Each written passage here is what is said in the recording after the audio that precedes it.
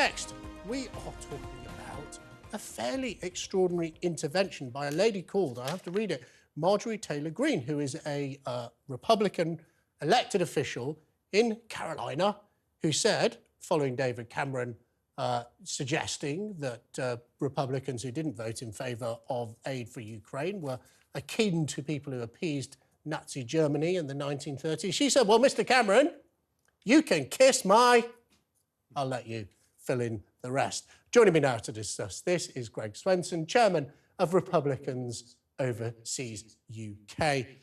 Well, is this the sort of language we normally hear from elected officials in the United States? No, but Marjorie Taylor Greene is sort of part of that cult of personality that in many respects the Republican Party has become.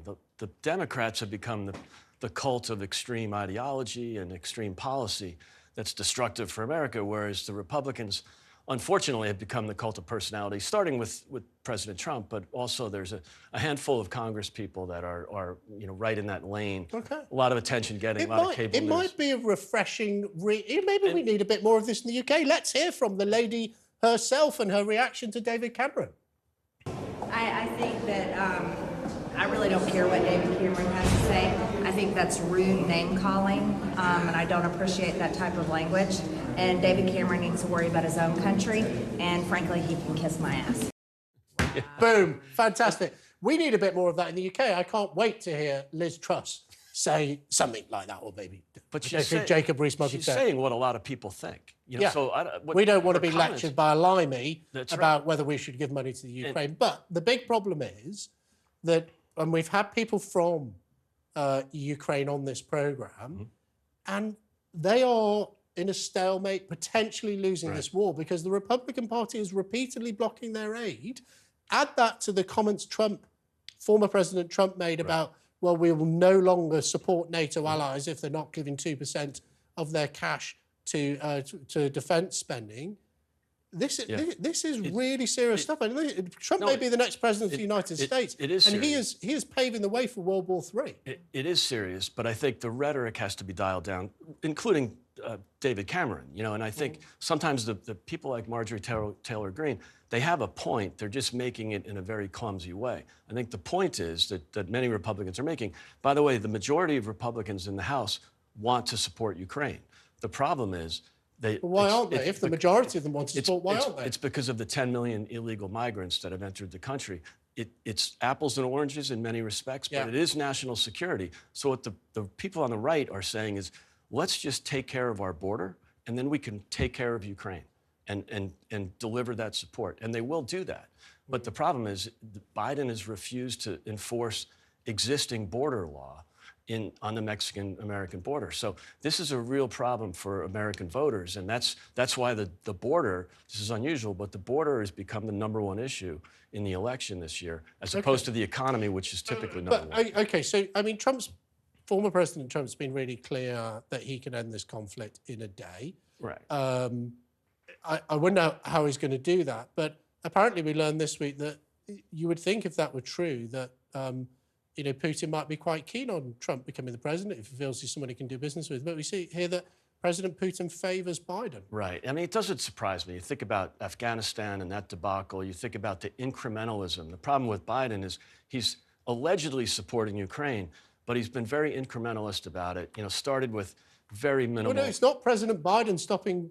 it's the Republican Party stopping aid going to Ukraine. Now, but the incrementalism has been pretty dramatic. And remember, Trump sent Javelin missiles to Ukraine. This is after the Obama-Biden administration that would only send non-lethal equipment and supplies. They would send it to an U.S. airbase in Poland and then truck it in commercial trucks. Very, very nervous about intimidating Putin, whereas Trump got in there, Javelin missiles. So you have to always look at what Trump says, what the press says he says, and then what he actually does. Well, okay. So I wouldn't be surprised. On the subject of what former President Trump says, he's been back in court this week relating to alleged hush money that was paid to lawyers, which he put through supposedly as legal fees, this hush money.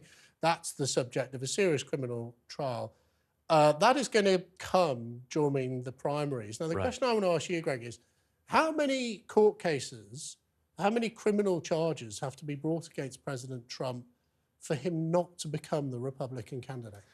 It's a great question. On charges, it doesn't matter. It could be infinite. There's 91 indictments so far.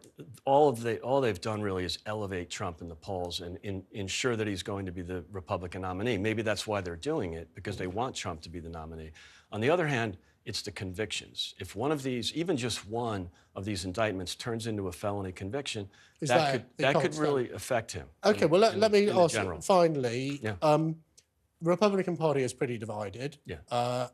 Can it, if he gets the nomination, can it come together? The big debate we're having in the UK is, can the Conservative Party come together and win an election? Can the Republican Party unite behind Trump with all of these charges and potentially conviction for felonies ahead of him before the actual election? I think they've already united behind Trump. There is a wing, call it the Never Trumpers. There are a handful of voters who would support him now and are supporting him, but will not support him if he has a conviction. So that could affect the election. If you have 5 or 10% of Republicans not vote for him or not vote at all, that could really affect things. The issue is not just unifying behind him. The problem is the electoral baggage that it creates. And we've had real difficulty, 2018, 20, and 22, in really fertile territory. This is a really opportune time because of the failures of Biden and the left. It's an opportune time for Republicans, and yet we're not winning elections, and that's because of Trump. So if he doesn't get it, he'll get it? I mean, if he had to withdraw, would it just go straight to Nikki Haley? No, I don't think so. I mean, she has delegates, but not enough to actually win. So I think it would go to the convention, and there'd be a debate there. So it's a big problem for both parties. I mean, it doesn't look like Biden's going to, slide in easily. Well, is Biden going to be the candidate for the Democrats? I doubt it. You doubt it? I doubt it. Well, watch this space. I'm absolutely fascinated by the American elections. Of course, 2024 is the year for all elections. The United Kingdom, America, Europe, all over the world. But